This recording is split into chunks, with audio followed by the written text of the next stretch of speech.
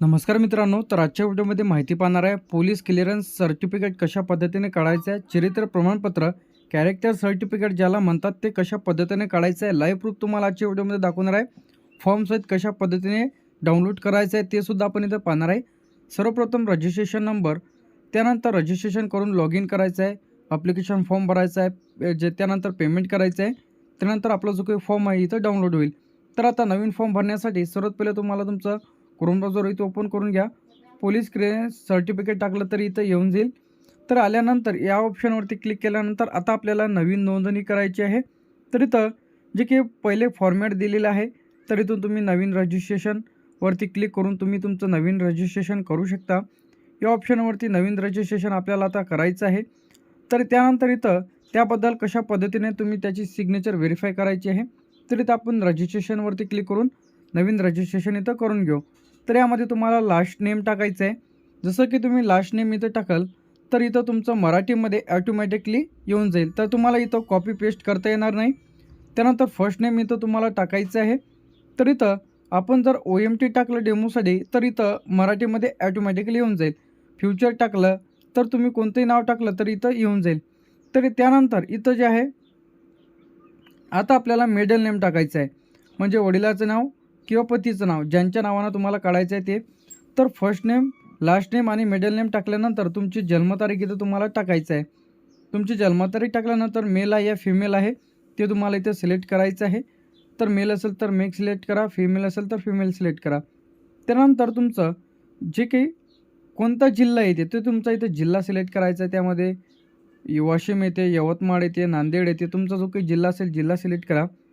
तुमचा user name म्हणजे mobile number. तर आता तुम्हाला लक्ष ठेवायचं जे की तुम्ही मोबाईल नंबर इथे टाकत आहात ते मोबाईल नंबर टाका, पासवर्ड टाका.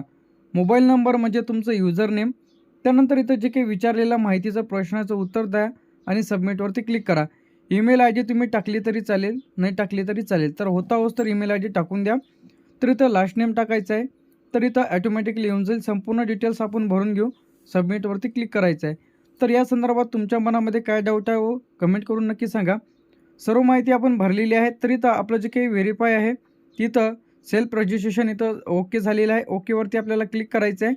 क्लिक केल्यानंतर जे काही आपण मोबाईल नंबर आपण तिथं एंटर केलेला होता त्या मोबाईलवरती एक OTP आलेला असेल, ते OTP आपल्याला इथं टाकायचं आहे. तर OTP देखील आपल्याला आलेला आहे. तर OTP आपण इथून टाकून घेऊया. व्हेरीफायवरती आपल्याला क्लिक करायचं आहे. ज्यांना कोणाला OTP आलेला नसेल तर रिसेंट OTP इथं करता येणार आहे. तर रजिस्ट्रेशन आपलं जे काही कंप्लीट इथं झालेलं आहे आता ओकेवरती आपल्याला क्लिक करायचं आहे. तर मी सांगितलेलं होतं की युजर नेम म्हणजे तुमचा मोबाईल नंबर. तर आता लॉग इन करायचं आहे. युजर नेममध्ये तुमचा मोबाईल नंबर टाका. पासवर्ड जे की तुम्हाला क्रिएट करता 2 वेळेस टाकायचा होता ते पासवर्ड तुम्हाला इथे टाका. कॅप्चा टाका. लॉग इनवरती क्लिक करा. तर आता आपला जो काही मोबाईल नंबर आपला युजर नेम आपण इथं टाकून घेऊ. लॉग इनवरती आपल्याला क्लिक करायचं आहे. कॅप्चा तुम्ही इथून चेंजसुद्धा करता येणार आहे. तर आता लॉग इन केल्यानंतर अशा प्रकारचं इंटरफेस आपल्याला दिसेल. तर प्रायव्हसीसाठी आपण थोडी इन्फॉर्मेशन इथं ब्लर करून घेतलेली आहे. तर इथं तुम्हाला फॉर्म डाउनलोड करायचा आहे, नवीन फॉर्म भरायचा आहे. सर्व्हिसेसवरती जाऊन आता आपल्याला जे काही नवीन फॉर्म इथं भरायचा आहे. तर कधी साईट वर्क करत नाही तर तुम्हाला जे काही लॉग आउट करून पुन्हा लॉग इन इथं करायचं आहे. तर इथं जे काही आपल्याला आपलं पोलीस क्लिअरन्स सर्टिफिकेट काढायचं आहे, कॅरेक्टर सर्टिफिकेट, तर पहिल्याच ऑप्शनवरती तुम्हाला क्लिक करायचं आहे, जे की पोलीस क्लिअरन्स सर्टिफिकेट. यावरती जे क्लिक केल्यानंतर आता आपल्याला आपली जी काही बेसिक माहिती आहे ते तुम्हाला इथे भरायची आहे.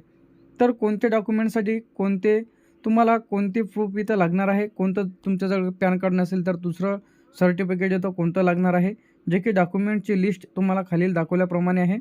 तर इथं ॲडिशनल इन्फॉर्मेशन, जनरल इन्फॉर्मेशन, त्यानंतर ॲड्रेस आणि पोलीस स्टेशन इन्फॉर्मेशन आपल्याला इथं द्यायची आहे.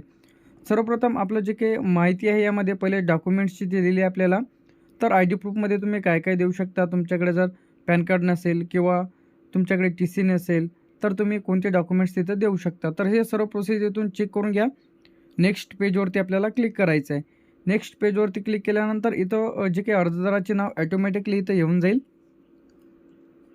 त्यानंतर जसं तुमचं सर्टिफिकेटवर इथं प्रिंट आहे नाव, तसंच्या तसं नाव इथं तुम्हाला टाकायचं आहे. तर इथं नाव टाकल्यानंतर ॲटोमॅटिकली मराठीमध्ये सुद्धा नाव इथं येऊन जाईल. तुमच्याकडे ID प्रूफ काय आहे, पॅन कार्ड आहे, इलेक्शन कार्ड आहे, ड्रायव्हिंग लायसन आहे, स्टुडंट्स आहे की काय आहे ते तुम्हाला इथं टाकायचं आहे. जर तुमच्याकडे स्टुडंट असेल तर स्टुडंट ID इथं नंबर टाकायचा आहे. तर आपल्याकडे पॅन कार्ड अवेलेबल आहे. तर मी इथं पॅन कार्ड जे आहे आय डी नेममध्ये पॅन कार्ड इथं सिलेक्ट करून आय डी नंबर इथं टाकून घेणार आहे. त्यानंतर इथं जे आहे ते तुम्ही तुमचं इलेक्शन कार्डसुद्धा देऊ शकता. त्यानंतर इथं आपण जे पॅन कार्ड इथं सिलेक्ट करून घेऊया. त्यानंतर इथं आपला जो काही पॅन कार्ड नंबर आहे ते इथं टाकायचा आहे. त्यानंतर इथं आपल्याला विचारलेला आपला जो काही ॲड्रेस आहे तर इथं तुमचा ॲट पोस्ट, तालुका, जिल्हा हे तुम्हाला टाकून घ्यायचं आहे. त्यानंतर इथं आपलं राज्य महाराष्ट्र सिलेक्ट करायचं आहे. आपला जो काही जिल्हा आहे आपला जिल्हा इथे सिलेक्ट करून घ्या. तुमचा जो काही जिल्हा असेल जिल्हा सिलेक्ट करून घ्या. त्यानंतर इथं तालुका ओपन होईल, तालुका टाका, गावाचे नाव टाका, पिनकोड टाका. त्यानंतर रेसिडेंशियल जे काही तुम्हाला विचारलेलं आहे ते तुमची डेट ऑफ बर्थ तिथं तुम्हाला टाकायची आहे. त्यानंतर इथं तुम्हाला परमनंट ॲड्रेस फक्त या चेकबॉक्सवरती क्लिक करा. तर तुमचा जो काही संपूर्ण डिटेल्स आहे तिथं ॲटोमॅटिकली फिल होऊन येऊन जाईल, जे की तुम्ही जिथं राहता आणि तुमचा परमनंट ॲड्रेस सेम आहे. ते नसेल तर तुम्ही दुसरे ॲड्रेस टाकू शकता. तर इथं यामध्ये आपल्याला कंपनीचा ॲड्रेस द्यायचा आहे. तर कोणत्या पदाकरिता आहे तुम्ही ते तुम्हाला इथं टाकायचं आहे. स्टुडंटसाठी पाहिजे, त्यानंतर जॉबसाठी पाहिजे असेल तर जॉबसाठी टाका. तुम्हाला ज्या गोष्टीसाठी जे काही हे सर्टिफिकेट पाहिजे ते तुम्हाला इथं टाकायचं आहे. कंपनीसाठी लागत असेल तर कंपनीचं इथं नेम टाकायचं आहे. तिथलचा जो काही ॲड्रेस आहे ते कंपनीचा ॲड्रेस टाकायचा आहे. तर इथं इंग्लिशमध्ये टाकल्यानंतर मराठीमध्ये ऑटोमॅटिक ट्रान्सलेट होऊन येईल. आपलं स्टेट सिलेक्ट करा, आपला जिल्हा सिलेक्ट करा, त्यानंतर आपला तालुका सिलेक्ट करा, गाव सिलेक्ट करा, पिनकोड टाका. त्यानंतर तुम्ही यामध्ये 10 वर्षाचा जो काही ॲड्रेस प्रूफ आहे ते तुम्हाला इथे द्यायचं आहे, की तुम्ही या ठिकाणी 10 वर्षापासून राहता ते. तर तुम्हाला तुमचा ॲड्रेस टाकायचा आहे. फॉर्म ॲट पोस्ट तुमचा जे काही जिल्हा तालुका टू ते तिथं टाकायचं आहे आणि पिनकोड तुम्हाला इथं टाकायचा आहे आणि नेक्स्ट पेजवरती क्लिक करायचं आहे. सर्व डिटेल्स आपण फिल केल्यानंतर अशा प्रकारचं येईल. त्यानंतर आपल्याला जनरल जे काही क्वेश्चन इथे विचारलेले आहे, तुमच्या म्हणजे शरीरावरती म्हणजे बॉडीवरती काही वॉटरमार्क आहे का, म्हणजे जी काही चिन्ह आहे, कोणत्या मोल आहे का, कुठं खरसलेलं आहे का ते तुम्हाला टाकायचं आहे. नाही टाकले तरी चालेल, एखादी खून असली तरी टाकली तरी चालेल.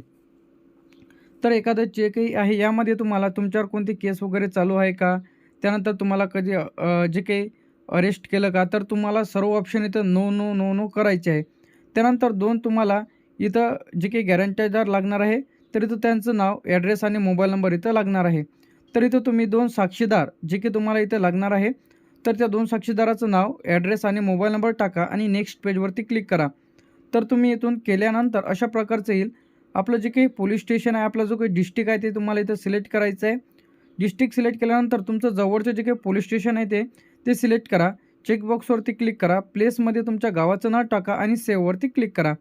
तर इथं आपण जे आहे जवळचं जे काही पोलीस स्टेशन टाकून टर्म अँड कंडिशन ॲक्सेप्ट करून सेव्ह ऑप्शनवरती आपल्याला आपण क्लिक करणार आहे. क्लिक केल्यानंतर थोडं इथं टायमिंग घेईल. त्यानंतर आता आपल्याला जे काही आपले डॉक्युमेंट्स त्याचप्रमाणे पेमेंट आपल्याला इथे करायचं आहे. तर कधी-कधी साईट वर्क करत नाही, तर तुम्हाला पुन्हा हा जो फॉर्म आहे तिथं भरायचा आहे. तर या संदर्भात तुमच्या मनामध्ये काही अडचण असतील तर कमेंट करून नक्की सांगा, की तुमचं कार्ड निघलं की नाही. तर इथं आपलं जे काही रजिस्ट्रेशन आहे ते ॲप्लिकेशन आय डी सक्सेसफुली झालेली आहे. तर ॲप्लिकेशन आय डीसुद्धा आपल्याला इथं आलेली आहे. ओकेवरती आपल्याला क्लिक करायचं आहे. तर ह्या आय डी जे आहे इथून कॉपी करून ठेवायची आहे. त्यानंतर आता आपल्याला जे काही इथं आपला फोटो अपलोड करायचा आहे, तर इथं तुम्हाला फोटो अपलोडवरती क्लिक करा, साईनवरती क्लिक करा.